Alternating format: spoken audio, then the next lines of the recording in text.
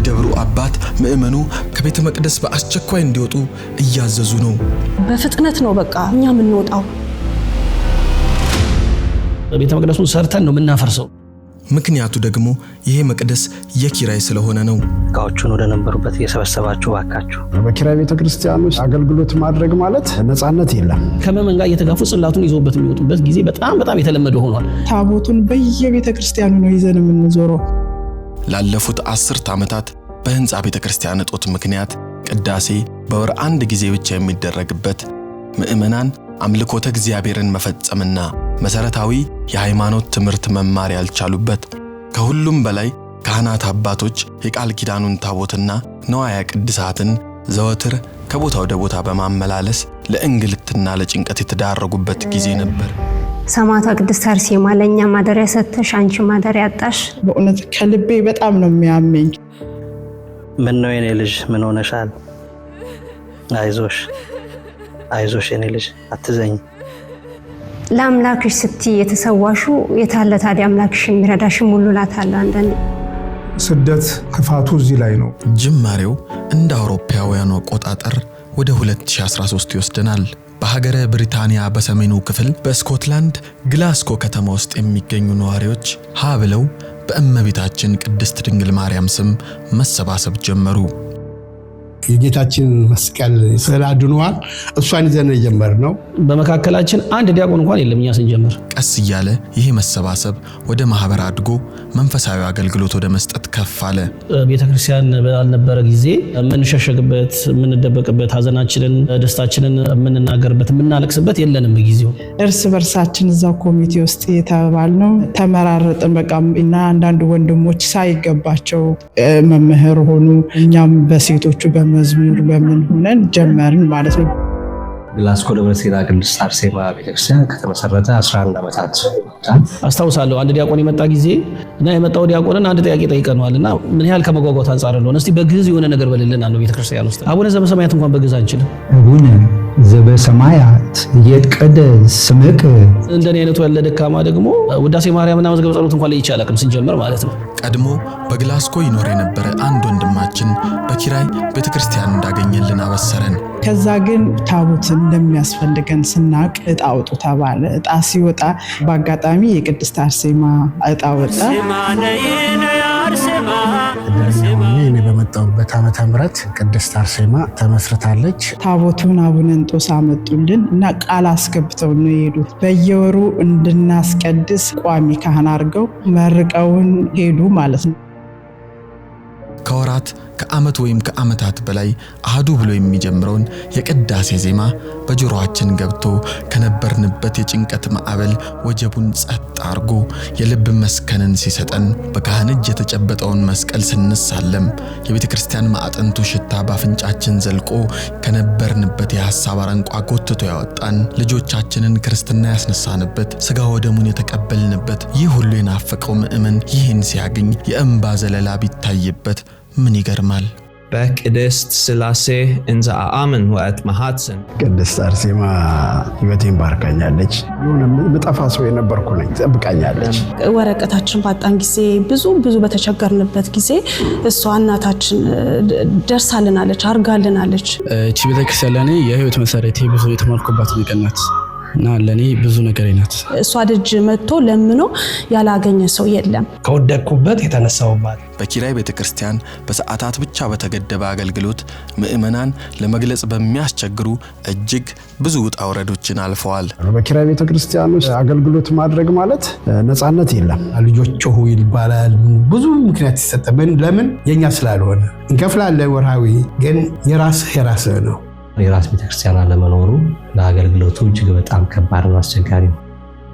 ቅድስት ቤተክርስቲያን አቲ ነች፣ አንዲት ቤተክርስቲያን ነች። በሀገር ቤት ያለውና በዚህ በስደት ዓለም ያለው አገልግሎት እጅግ በጣም በሰማይና በምድር መካከል ያለው ርቀት ያክል ነው። እኛ በወር አንዴ ነው የምናስቀድሰው፣ ምክንያቱም አቅም ስለሌለን ማለት ነው። ቅዳሜ የሚቀደሰው ቅዳሴ እሁድ እንዲሆን እንኳን ብንፈልግ ሁሉም እሁድ ስለሚያዙ ማግኘት አይቻልም። ቤተክርስቲያን ለኪራዩ እንኳን ማለት ነው። ልጆች ተወልደው እሁድ ከሆነ ክርስትናው ሌላ ወር ጠብቀን ነው የምናስነሳው ማለት ነው። የሰው ነው እንዲል ያገራችን ብሂል ያለንበት ሀገር አማኝ እየጠፋ ኢአማኒ እየተስፋፋ በመምጣቱ መጠን ስጋታችን ከልክም በላይ ልክ ነበር። በሰዓት ነው የሚከፈለው። ቆይተን እንደፈለግን ልጆቹን ማስተማር አንችልም። ሁሉንም አገልግሎቶች የምንሰጠው በጣም በብዙ ችግር በብዙ ታውረድ ውስጥ ነው። በዚህ መንገድ የቀጠልን ቢሆንም 2018 ላይ የቅዳሴ አገልግሎት እንዳንሰጥ ከቤተ ክርስቲያን አከራዮቻችን ትእዛዝ ተላለፈ።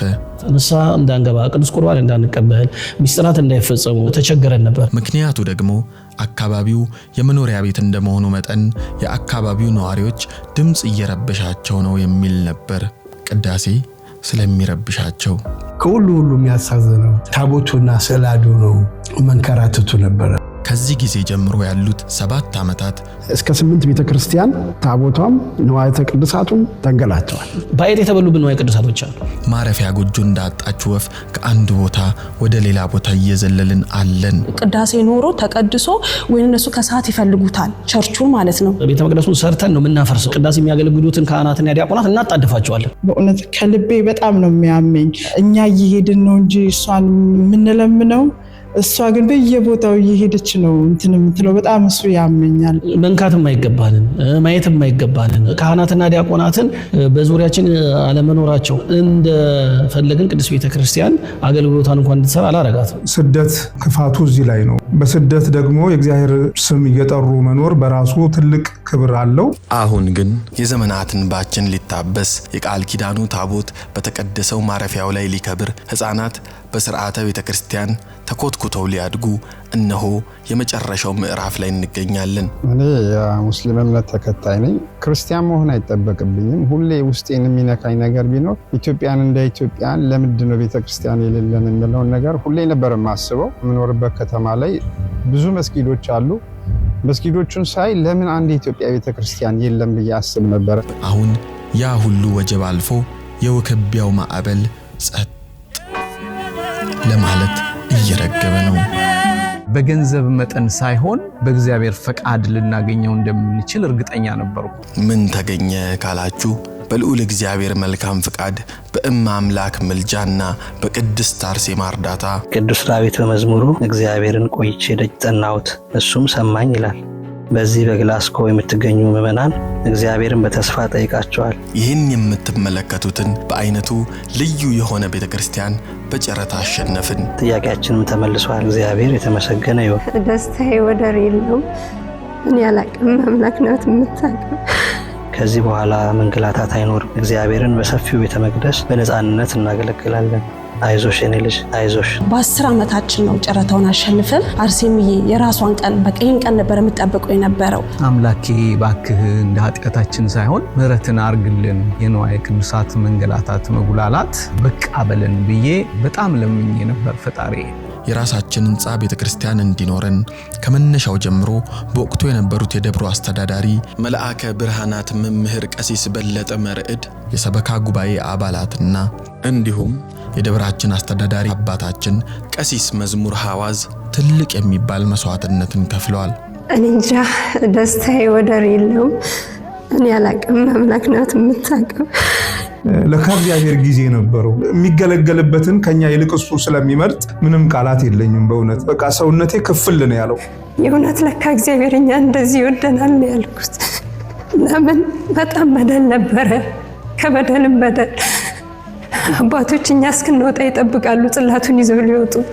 ጸልያለሁ በጣም እመቤቴ ሆይ ይሄ ለኛ ይገባል ወይንስ ከኛ ይርቃል ብዬ ያን ቤተክርስቲያን እዩ ብሎ ሰበካ ጉባኤው ሲጠራ እኔ አይቼው ደነገጥኩና አይ ይሄን ማን ያላየው ከሆነ ነው ማየው ብዬ በጣም ደነገጥኩኝ። የእውነት ቅድስት አርሴማ እንዳለች እንዳመን አድርጎኛል። ያለ ገደብ ያለ ሰቀቀንና እንግልት አምልኮተ እግዚአብሔር የሚፈጸምበት ልዩ ቤተ መቅደስ፣ ምእመናን መሰረታዊ የሃይማኖት ትምህርት የሚማሩበት፣ ልዩ ልዩ መንፈሳዊ ጉባኤያት የሚዘጋጁበት ሰፊ አዳራሽ። እግዚአብሔር ካህን ሳይኖር ቤተክርስቲያን ቢሰጠን ኖሮ እንዴት እንደምናደርገው አናውቅም ነበር። ጓደኛዬ ደወለና ነገረኝ ማለት ነው። እውነቴን ነው። እንዴት እንደጨውኩኝ ሾክ ነው ያደረገው ሰውነቴ። ለባለቤቴ ደውዬ ነገርኳት ደስታዬን። እኔ ከክርስቲያኑ በላይ እኔ በጣም የተደሰትኩት። I was very, very happy. I was showing everyone my phone and showing them the videos of the church, saying, look, you know. የማይደውሉ ቦታዎች ደውለናል፣ ግን ፈቃድ እግዚአብሔር አልነበር። ልጆቻችንን ማረፊያ ያገኙ፣ መማሪያ ያገኙ፣ ታቦቷን አሳርፈን አርፈን ይሄን የመሰለ ቤተክርስቲያን ግን እግዚአብሔር ሲሰጠን እኔ አለቀስኩ። ተስፋ የቆረጥንባቸው በቃ ቤተክርስቲያን አናገኝም ያልንባቸው ብዙ ያሳልፍናቸው ነገር ስለነበሩ አለቀስኩ። ቀኑን ሙሉ እያለቀስኩ ሰዎች ሲደውሉ ማናገር አልችልም ነበር። ሰውም በእንባ ነበረ የሚደውል የነበረው፣ እኔም እንባዬን መቆጣጠር አልችልም ነበር። እግዚአብሔር የተመሰገነ ይሁን። ሌላ ምን ይባላል? እውነትም ታምር ነው። እግዚአብሔር ይመስገን። በእውነት ይሄን ያደረገ አምላክ ክብር ምስጋና ይገባዋል።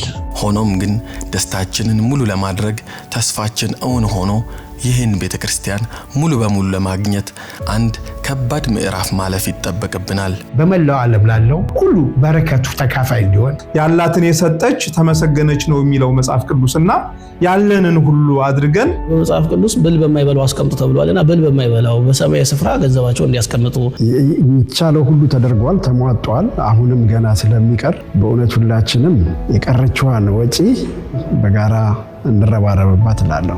የኢትዮጵያ ኦርቶዶክስ ተዋሕዶ ቤተክርስቲያን ገንዘቧ የምዕመናኑ ኪስ ነው። ተያዥ የምታደርገው አስባ የምትሰራው ምዕመኑን ነው። ምዕመኑ ይገዛዋል፣ ምዕመኑ ያደርገዋል። ኩላዊት ናት ቤተክርስቲያን። 600,000 ማለት እጅግ በጣም ትንሽ ገንዘብ ነው። ታዲያ ለዚህ ልዩ ታሪካዊ ስራ የበኩሉን አስተዋጽኦ እንዲያደርጉ ስንጠይቆ በፍጹም መንፈሳዊ መተማመን ነውና እንዳያሳፍሩን። የራሳችን የሆነ ቤተክርስቲያን በወር አንድ ቀን አይደለም፣ ሰኞ ማታ አይደለም፣ ማክሰኞ ጠዋት፣ ቅዳሜ የምፈልግነው ሮብ፣ በማንኛውም ሰዓትና ጊዜ መተን ቀጠሮ ሳናስይዝ ሊፈልግነውን ያክል ቆመን ጸልየን ሰዓት ደረሰ ውጡ ሳንባል ለምነን ከፈጣሪያችን ጋር በጥሞና የምናሳልፍበትን እድል ይሰጠናል። If anyone is able to help us in any way whatsoever, it's genuinely helping to further God's kingdom literally to the end of the earth. አሁን ቤተክርስቲያኑን ተረክበን እንገባለን ማለት አይደለም። በመላው ዓለም የሚገኙ